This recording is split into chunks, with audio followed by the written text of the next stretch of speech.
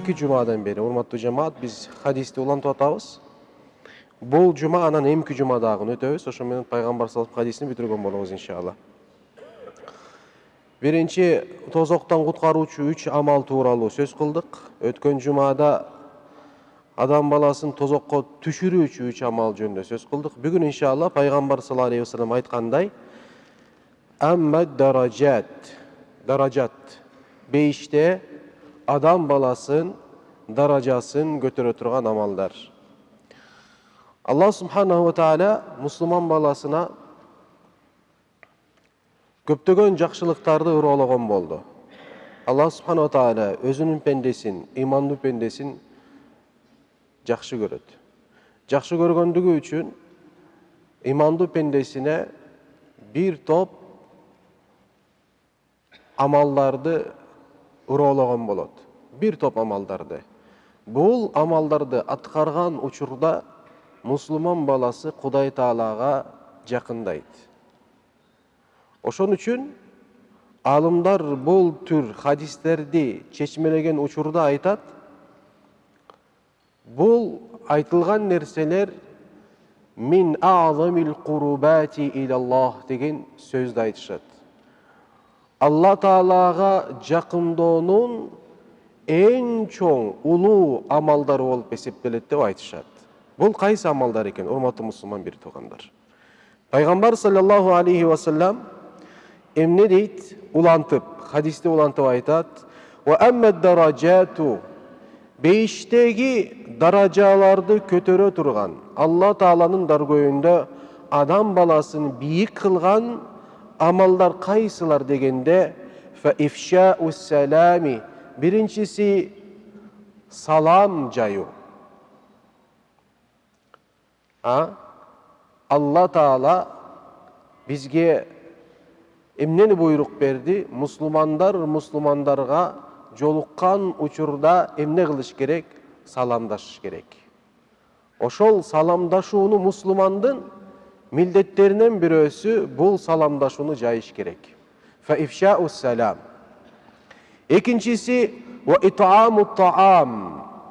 Бирөөнүн курсагын тойгузуу. Үчүнчүсү вассалату биллейли ван-насу нiyam.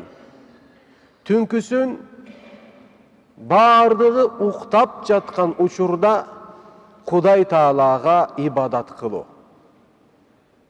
Намаз окуу, зикир чалуу, истигфар айтуу Кудай Таалага жакындоо болуп эсептелет. Бардыгы уктап жаткан учурда, түнкү убакытта, башкача айтканда биз муну тахаджуд намазы деп айтабыз. Ошол тахаджуд намазын окуу болуп эсептелет. Демек бул 3 амал. Бул 3 амал адам баласын бейиштеги даражасын көтөрөт экен. Бул 3 амалга иншалла бүгүн токтололу. Урматтуу мусулман бир туугандар, жакшыраак түшүнүү үчүн. Биринчиси эмне болгон? Фа ифшаус салам. Саламдашууну жайуу. Урматтуу мусулман бир туугандар, биз кантип саламдашабыз, мусулмандар? Ассаламу алейкум ва рахматуллахи ва баракатуху деп саламдашабыз. Жооп алгандагы ва алейкумуссалам ва рахматуллахи ва баракатуху. Же ассаламу алейкум дейбиз. А биздин фонетикабызга өткөндө ассаламу алейкум деп айтабыз. Же ассаламу алейкум деп кыргызча айтабыз. Айырмасы жок, бардыгы эмне? Салам болуп эсептелет. Бирок ассаламу алейкум ва рахматуллахи ва баракат деп айтуубуз жакшыраак болуп эсептелет. Себеби пайгамбар алейхиссалату вассаламдын мубарак болгон оозунан ошол салам түшкөн. Сен ошол сүннөттү аткаруу иретинде салам берип жаткан учурда эмне кыласың? Саламды жайган болосуң, саламдын соогун алган болосуң. Бул бир. Анан дагы пайгамбар алейхиссалату вассаламдын сүннөтүн аткаргандыгын соогун да алып калган болосуң иншалла. Бул өтө маанилүү, урматтуу мусулман бир туугандар. Бул өтө маанилүү.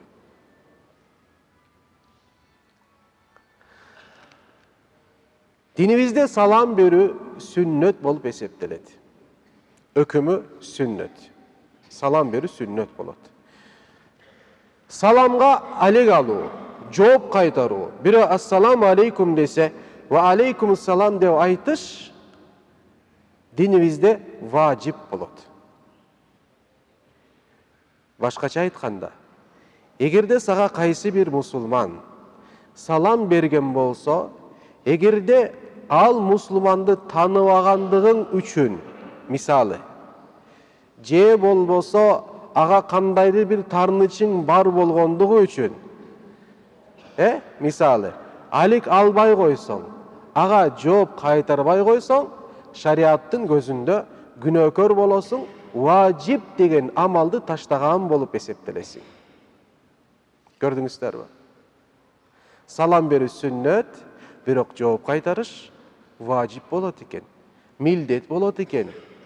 Ошон үчүн бул өкүмдү жакшы түшүнүп, бул өкүмгө жараша амал кылсак болот. Эгерде бирөө бир бөлмөгө киргенде, бир бөлмөгө кирет, жамаат отурган жерге салам бергенде, анын ичинен бирөө алек алган болсо, баардыгы алек алган болуп эсептелет. Ар бирөөнүн өзүнчө алейкумуссалам деп айтуу милдети жок. Бирок сага багытталган салам болсо, ага эмне жооп берүүң сага важип болуп эсептелет. Бул шариаттагы өкүмү туугандар, бирок маани магызда түшөлү иншалла. Урматтуу мусулман бир туугандар, салам кайдан келди билесиңерби? Кайдан келди салам? Салам түз Аллах Тааладан келди. Салам деген сөз Аллах Субханаху ва Тааланын 99 улуу кооз ысымдарынан бирөөсү болуп эсептелет. Куранда бар. Хуаллаху лази ла илаха иллаху. Айткының Алла Таала андан башка Кудай жок. Алимул гайби ва шахада. Гайбты Алла Таала билүүчү. Жана биз көз менен көргөн нерсени да билүүчү Аллах Субханаху ва Таала. Алладан купуя болгон эч нерсе жок. Хуар Рахманур Рахим. Аллах Таала боорукер, мээримдүү, ырайымдуу. Хуаллаху лази ла илаха иллаху. Аллах, андан башка Кудай жок. Ал-Маликул, Куддусу, Ас-Саламул, Муъминул, Мухайминул, Азизул, Жаббарул, Мутакаббир. Карасаң бардыгы Аллахтын сыпаттары булар. Аллах кандай? Ал-Малик. Аллах Субханаху ва Таала ким? Падиша. Ал-Куддус. Аллах Субханаху ыйыктык Кудай Таалага тандык. Кемчиликсиздик Кудай Таалага тандык. Ал-Куддус. Ас-Салам. Аллах Таала салам. Эми мына, көрдүңөрбү? Биздин маселебиз бул. Ас-Салам. Демек, салам Аллаху Субханаху ва Тааланын эмнеси экен? 99 Асмаул Хуснасынан бирөөсү. Валиллахил асмаул хусна фад'ууху биха. Аллах Субханаху ва Тааланын коз ысымдары бар. Ошол ысымдар аркылуу Кудай Таалага дуаңарды кылгыла дейт. Батаңарды кылгыла. Бир нерсе сурай турган болсоңор, биринчи ошол Аллах Тааланын коз ысымдарын атагыла деп атат. Эй Раббим, сен боорукерсиң, эй Раббим, сен мээримдүүсүң, эй Раббим, сен кечиримдүүсүң я Рабби деп анан өзүңдүн каалооңду сура дейт Аллах Субханаху ва Тааладан. Демек бул салам Аллах Субханаху ва Тааланын сыпаттарынан, ысымдарынан бирөөсү болуп эсептелет.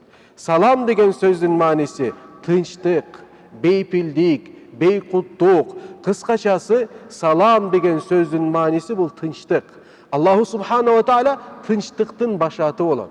Алла Таала эмненин? Бейкуттуктун башаты. Аллах Субханаху ва Таала. Ошол үчүн мусулмандын мусулманга жолуккан учурда оозунан эң биринчи эмне чыгыш керек дегенде ассаламу алейкум ва рахматуллахи ва баракатуху. Мен салам болгон, тынчтыкты жараткан, тынчтыкты башаты болгон Аллах Субханаху ва Тааланын кулумун. Ошон үчүн эй мусулман бир тууганым, мен сага ошол Кудай Тааладан түшкөн тынчтыкты каалайм. Ассаламу алейкум ва рахматуллахи. Аллах Тааланын ырайымын сага каалайм. ва баракатуху, Алла Тааланын сага берекесин каалайм деп, биз учурашуубузду, жолугуубузду кандайдыр бир ортодо болгон биздин маселелерибизди эмне менен баштайт экенбиз? Салам менен баштайт экенбиз. Башкача айтканда, эй бир тууганым, мен салам менен баштап атам экөөбүздүн маегибизди. Билгиниң, менден бир зыян сага эч качан тийбейт. Ассаламу алейкум ва рахматуллахи ва баракат деп айтуубуз мындан наркы болгон биздин маегибиз зыянсыз болот деген сөз, пайдалуу болот деген сөз. Менден сага эч качан зыян тийбейт деген мааниси бул, туугандар. Саламдын маңызына жетели, иншалла. Саламдын түйүнө жетели. Өзүбүздөн чыккан саламдын аркасында туралы. Эркек кандай болот? Эркек оозундан чыккан сөзүн аркасында туруш керекпи? Жалпы ошондой да. Айткан сөзүн аркасында болуш керекми? Ооба болуш керекмин. Саламды айткандан кийин демек аркасынан бол. Саламдын эмнесин, муктазасын аткар. Саламдын сага жүктөгөн милдетин аткар. Оозуңдан чыккан салам жөн чыкпайт. Оозуңдан чыккан салам сага бир топ милдеттерди жүктөп атат. Ошол милдеттерди аткар деген сөз салам бергенден кийин. Бирок мусулман салам бербей кое албайт. Салам бербей кое албайт. Эки мусулман бир тууган бири-бири менен урушуп кеткен учурда 3 күндөн көп тарынышып жүрүүсү арам болот. Туурабы, туура эмеспи? Арам болот. Айырмасы жок. Кайсысы туура, кайсысы туура эмес. Эгерде экөө урушуп кеткен болсо, бирөөдүн колунда акыйкат бар, бирөөнүн колунда мүмкүн акыйкат жок. Айырмасы жок. Бирок маселе эмне болуп атат? Экөө тарынышты. Бул тарыныч шариатта уруксат берилет. Канча күнгө? 3 эле күн. Экөөбүз урушуп кетсек, 3 күн бири-бирибиз менен сүйлөбөгө, бири-бирибизге карабай коюуга, мамиле түзбөй коюуга уруксат бар. 3 күн. Бирок 3 күн өткөндөн кийин бүттү, счетчик күйүлө баштайт. Тик, тик, тик, тик, күн өткөн сайын арам, күн сайын арам жазыла берет. Күн сайын арам жазыла берет. Мына ошол экөөнүн эң жакшысы кайсы дегенде пайгамбарыбыз эмне деди? Ким ошол экөөнүн биринчи салам бере турган болсо, ошол экөөнүн эң жакшысы дейт. Эң жакшысы ошол дейт, караңыздар. Сен бирөө менен урушуп калган учурда, тарнышып калган учурда, ага туура жолдо экенин доказать эткиң келеби? Сен жакшы адам экендигин доказать эткиң келеби? Эркек экенин доказать эткиң келеби? Акыйкатта экенин доказать эткиң келеби? Пайгамбар жол көрсөтөт, барып туруп ага салам берет. Ошондо сен эң жакшы болосуң. Туура жолдо сен болосуң дейт. Динибиз машалла, алхамдулилла, табаракалла деш керек. Динибиз ошончолук бизге, билбейм, мусулман болуп адам болбосоң, анда кандай адам болосуң деген сөз да. Мусулман болуп адам болбосоң, анда кандай болот? Башка жол таба албайсың. Демек, салам Аллаху субхана ва тааланын түзмө-түз эмнеси болуп эсептелет экен? Урматтуу мусулман бир туугандар, сыпаты болуп эсептелет. Сыпаты болуп эсептелет.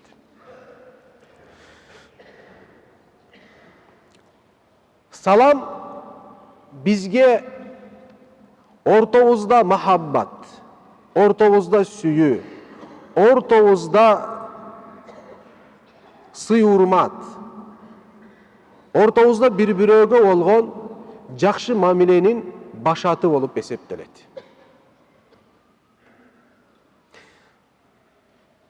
Туугандар, бир сөз айтам, бул сөзгө кулак салгыла. Саламды жайуу, салам берүү түзмө-түз иманга байланып койгон. Туугандар, караңыздар, бул өтө маанилүү бир сөз.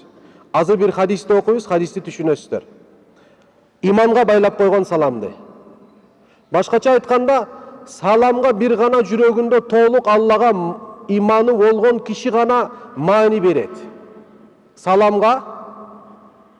Себеби биздин күнүмдүк турмушта салам берүү, алек алуу өтө эле мындай адаттагы бир маселе болуп калбадыбы? Бирок адаттагы бир маселе эмес, имандын муктазасы, имандын керектүүлүгү деп атат. Имандын керектүүлүгү. Расулуллах алейхиссалату вассалам бир күнү сахабаларына эмне деди туугандар?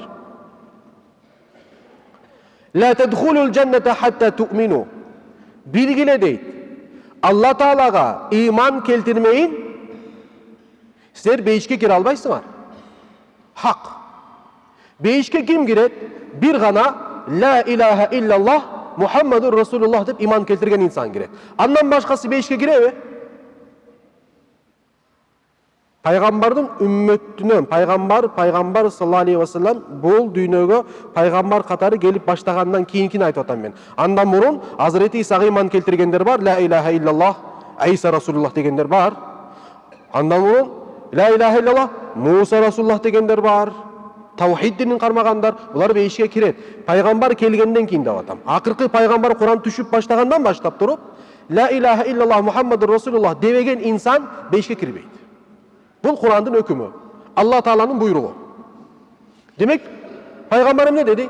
Aleyhissalatu vesselam La tedhulul cennete hatta tu'minu. Toğluğu menen iman keltirmeyince sizler emne kılbaysınlar? Beyişke kirmeysinler. Boldu. Giyin. Ve la tu'minu hatta tahabbu. Birbirine vardı süymeyin iman keltir albaysınlar. Menin beyişke kürüğüm için iman mağa zarıl bolup iman yüreğime jaygaşуу üçün biz bir-biribizden emne kılış kerek ekenbiz? Süyüş kerek ekenbiz karаңыздар. Biz bir-biribizди süye albasak iman keltirgen bolup eseptelbeybiz. İman keltirgen bolup eseptelbegenden keyin da beyişke kire albayбыз деп атат Пайгамбар саллаллаху алейхи ва саллям. Улантып атат, хадистин акырына чейин чыгалы иншалла. Авала адуллукум ала шейин иза фаалтумуху тахаббтум. Sizler düşündüңөр. Sizler düşündüңөр. Demek beyişke kürü üçün imandı oluş gerekmin. İmandı boluu üçün men Müslüman bir tuğandı süyüş gerekmin. Al Müslüman bir tuğan men de süyüş gereken. Tahabbu degen sözdün manisi bir-birine vardı süyüş gerekensinger degen söz. Demek süyü öte manilü. Peygamber aytadı. Avana adullukum ala şeyin. Sizlerge bir amal körseteyim mi deyit. Ey menin ümmetim. Sizlerge bir amal körseteyim mi? Sizler eğer oşol amaldı atkarsalar anda bayağı süyü mahabbat yüreğіңirdi jaralat. Jaralagandan keyin yüreğіңir iman toluğu menen jaygaşat. Jaygaşkandan keyin sizler beyişke kiresiңер. Albatta sahabalar tың hiç kanday bir ün çıkarmay oğuştu. Rasulullah emne deydi eke? Öte manilü sebebi sahabanın maksatı beyişke giriş. Sahabanın maksatı beyişke giriş. Rasulullah emne deydi eken? Evvela adullukum ala şeyin iza faaltumuhu tahabbtum. Men sizge bir nerse aytayım mı? Oşonu atkargan uçurda sizler emne kılasın bir-birine süyösüңөр degende bardыгы tınç bolup kaldı. Paygambardın mübarek ağzından kaysı söz düşüyor eken? Kanday amal eken? Or bolobu, jеңил bolobu, kanday bolot? Dep kütüp jatkan uçurda Paygambarыбыз bu sözde aytat. Afşus selama beynikum. Ey ümmetim, arаңарда salamды жайгыла deydi. Arаңарда salamdaşууну жайгыla deydi. Эгерде араңарда salamdaşууну жайган болсоңор, ортоңорго сүйүү түшөт. Сүйүү түшкөн жерде иман болот, иман болгон жерде бейиш болот. Карасаңыздар, эмне дедик? Кулак салгыла. Salamdaşуу түзмө-түз эмне менен байланып койгон? İman менен байланып койгон. Туугандар, salamдын өтө чоң пайдалары бар. Salamdın paydalarından birisi bilesiңер mi? Günöөлөр, hatalar geçirilet. Resulullah sallallahu aleyhi ve sellem bir hadisinde aytat. İnnel mu'mine izâ laqiyel mu'mine. Bir mumun başka bir mumunga jolukkan uçurda feselleme aleyhi aga salam bere turgan bolsa ve ahaza bi yedihi anın kolundan karmap durup salam bere turgan bolsa tuhattu zunubu vel hataya. Salam bere turgan bolsa fasafahahu аны эмне кылган салам колунун кармап туруп колун бир аз силкип койгон болсо мындай дейт. Биз осуну саламдашабызбы? Ассаламу алейкум кандай жакшы дейтин силкип коебуз. Эмне болот ошондой кылса дейт. Танафарат хатаяхума. Ал экөөнүн күнөөлөрү төгүлөт дейт. Кандай төгүлөт дегенде, кама ятанафару варакуш шажар. Мына күзгү алып турабыз. Күзүндө мына дарактардын жалбырактары эмне болуп атат? Түшпөйт, төгүлүп жатат, туурабы? Ошол азыр бир даракка барып, бир таракты мындай силкип койсоң, эмне болот? Жалбырактын баардыгы эмне төгүлөт. Ошол экөө дейт, кол кармашкан учурда, бири-бирөөгө салам берген учурда, бирөө ассаламу алейкум десе, бирөө алейкум салам десе, эмне болот дейт? Ошол дарактан, бактан төгүлгөн жалбырактар сыяктуу экөөнүн күнөөсү төгүлөт дейт. Экөөнүн күнөөсү төгүлөт.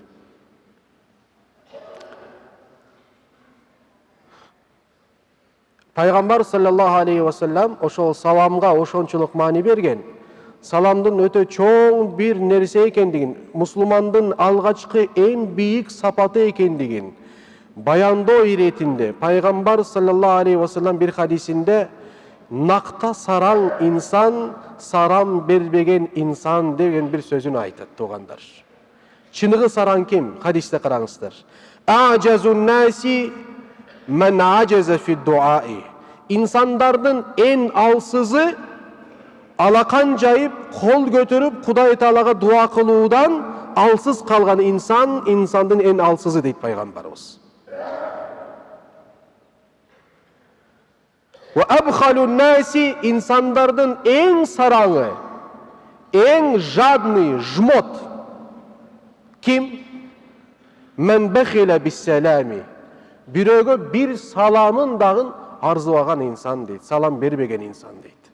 Аяган, саламын аяган инсан дүйнөнүн инсандардын арасынан эң ким? Сараң, жмот, жадина. Ошондой экен бул инсан. Абу Хурайра радияллаху анху бир күнү жандагы болгон бирөөгө айтат, жүр тиги базарды кыдырып келели дейт. Базарга чыгып кыдырышат. Анан кайра кайтып келет дагы. Кайтып келгенде жандагы айтат: "О Абу Хурайра" дейт. "Базарга бардык 2 саат, 3 саат кыдырып келдик" дейт. "Бирок сиз эч нерсе алган жоксуз" дейт. "Эмнеге мындай убара болуп келдик" дейт. Айтат: "Биз убара болгон жерибиз жок. Мен базарга барып бир нерсе алуу үчүн барган жерим жок" дейт. "Мен базарга Пайгамбар саллаллаху алейхи ва салламдын сүннөтүн аткаруу үчүн чыктым" дейт. Расулуллахтын сүннөтү базарга чыгат эле, тааныганга, тааныбаганга салам берет эле дейт. Ошол сүннөтүн аткарып келели деп ниет менен чыктык дагы. Көрдүңбү? Тааныганга дагы, тааныбаганга дагы эмне кылдык деп атат биз? Салам бердик деп атат. Пайгамбар алейхиссалату вассалам бир хадисинде айтат: "Бейиште бир үйлөр болот, заңыраган үйлөр болот" дейт. Замактар болот дейт. Ичинен сырты көрүлөт, сырттан ичи көрүлөт дейт. Ошончолук заңыраган сонум үйлөр болот дейт. Бул кимдики дегенде, бул дүйнөдө тааныганга, тааныбаганга да салам берген инсандыкы болот дейт. Демек, бейиштеги даражаларды көтөрүүчү урматтуу мусулман бир туугандар эмне экен? Амалдарыбыздан бирөөсү эмне экен? Ифшаус салам, Алла Тааланын саламын жайыш керекпиз. Экинчиси, урматтуу мусулман бир туугандар, итаму таам, курсак тойгузуу. Инсандардын курсагын тойгузуу. Эки түрдүү болот, мусулман бир туугандар. Эки түрдүү болот. Биринчиси, муктаж болгон бирөө бар болсо, анын курсагын тойгузасың. Экинчи, үйүңө бир конок келдиби? Ошол коноктун курсагын тойгузасың. Пайгамбар саллаллаху алейхи ва салламдын сүннөтү болуп эсептелет. Азирети Ибрахим алейхиссалам күндө тамакка отурбастан мурун дейт, 3 километр, 4 километр, 5 километрге чейин айланып келчү дейт. Бирөөнү табайын да мен менен дастуркондо отурсун деп. İbrahim Aleyhisselam'ın sünneti bu.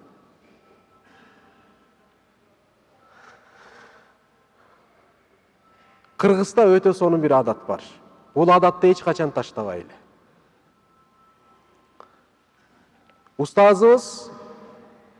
Ustazım aytчу. Bu ilgeri zamanlarda Kırgızdın үй бүлөсүнө İslam girбеген үй бүлө жок. Азыркы учурда карасаң ар кандай bir түшүнүктө идеология жашаган эмелер кыргыз болгон менен теңирчи болуп кеткендер бар. Кыргыз болгон тиги атеист болуп кеткендер бар. Альхамдулилlah мусулмандар андан көп, Кудайга шүгүр. Барды мусулман болсун. Бирок илгерки убакыттарга мусулман болбогон үй бүлө жок Кыргызда. Үй бүлө жок. Мусулман болбогон үй бүлө жок. Кебир биздин адаттарыбыз бар, альхамдулилlah жайгашып калган. Бул адаттар хадистин дал өзү, аяттын дал өзү. Аят хадис айттырбайлы бизге үйрөтүп коюшкан. Алардын бирөөсү эмне? Үйүңө бирөө келгенде убактысы жок болсо да, жөн эле келсе дагы эмне кылабыз? Эй, алып чыккыла нанды дейбиз, Жок дегенде эмне кылып кет дейбиз? Алып туруп нан, берип туруп нан ойбуз деп батасын берет, дагы сындырып бисмилла деп алат. Бул хадистин өзү туугандар, Бирөө чыгып бул бидат пайгамбар кылган эмес, тигинден мында дегендер. Бул хадистин өзү. Себеби эмне? Үйгө конок келсе, пайгамбардын сүннөтү икрам кылбастан жөнөтпөш керек. Үйдө эмне бар? Нан бар. Нандан икрам кыласың. Берип туруп, бисмилла, батасын берет, дагы чыгып кетет. Ошол бир тиштен берген икрамың наннан Аллах субханала тааля ким билет канчалык берекени үйгө алып келет иншалла. Демек, бул өтө маанилүү. Итамут таам бул өтө маанилүү. Үчүнчү, урматтуу мусулман бери туугандар, барды уктап жаткан учурда эмне кылат? Адам баласы жылуу төшөгүн таштайт, Аллах субханала тааля ибадат кылат. Урматтуу мусулман бери туугандар, пайгамбар алейхиссалату вассаламдын хадиси бар. Эмне дейт? Түнкү ибадаттарды таштабагыла дейт. Себеби ал силерден мурунку салих болгон инсандардын сүннөтү дейт пайгамбарыбыз. Урматтуу мусулман бери тууганым, бир да пайгамбар жок, жашоосунда тахажжуд намазы болбосун. Бир да сахаба жок, жашоосунда тахажжуд намазы болбосун. Бир да Алла Тааланын аулия кулу жок, жашоосунда тахажжуд намазы болбосун. Бул Алла Таалага жакындоонун эң туу чокусу болуп эсептелет. Түнкү ибадаттары болуп эсептелет. Аллах субханала тааля Кур'ан-ы Карим буларды мактап эмне дейт? Булар дейт түнкүсүн аз гана убакытты уктайт, көп убакытты ибадат кылат. Саар болгондо дейт. Саар болгондо бамдат намаз убактысына чейин булар Алла Тааладан кечирим сурашат дейт. Ва бил асхарихум ястагфирун. Урматтуу мусулман бери тууганым, бул өтө берекелүү бир убакыт. Аллах субханала ва тааля ар ошол тахажжуд заманында кулдарына кайрылып айтат: менден сураган бир нерсе сураган барбы, берейин. Менден кечирим сураган барбы, кечирейин. Мага дуа кылган барбы, дуасын кабыл кылайын деп күндө Кудай Таала ошондой эмне кылат? Сураттырат фериштелерден. Бул вакыт өтө улуу вакыттардан бирөөсү. Өтө улуу вакыттардан бирөөсү. Бул вакытты биз ибадат менен өткөрөлү иншалла. Кудай Таалага зикири менен өткөрөлү. Кудай Таалага дуа менен өткөрөлү иншалла. Демек, бир да пайгамбар жок, жашоосунда тахажжуд болбосун, бир да сахаба жок, жашоосунда тахажжуд болбосун, бир да Аллахтын аулия кулу жок, жашоосунда тахажжуд намазы болбосун.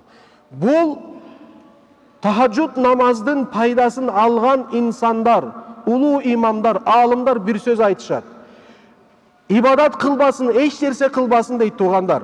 Уктап жаткан учурда, ошол тахажжуд маалында уктап жаткан учурда ойгонуп, мисалы жөтөлүп, ойгонуп, көзүн ачып туруп, бир капталдан башка капталына оодарылып туруп уктап калган болсо, ошол ойгонгон учуру канчалык болгон болсо, ошондон да пайда береке алат деп айтышат алымдар. Ошондон да пайда береке алат деп айтышат алымдар. Ошон үчүн туугандар, карасаңыздар, ошол убакытты өзүбүздү көндүрөлү. Эгерде салихтерден болом десек көндүрөлү иншалла. Аллахтын сүйүктүү кулдардан болом десек иншалла, ошол өзүбүздү тахажжуд ибадаттары көндүрөлү. Азыр дал ошол убакыттардан бирөөсү. Карасаңыздар, бамдат намазынын убактысы кеч келатат, туурабы? Саат 5-те 4:30 турсак, жарым саат 40 мүнөт убактыбыз бар. Жарым саат 40 мүнөт Кулай Таалага ибадат кылсак болот. 3-тө 2-де тур деп айткан эч ким жок. Азыр кышкы убакыттарда түн узун, ошон үчүн тахажжудтарга иншалла эмне кыла амал кылалы.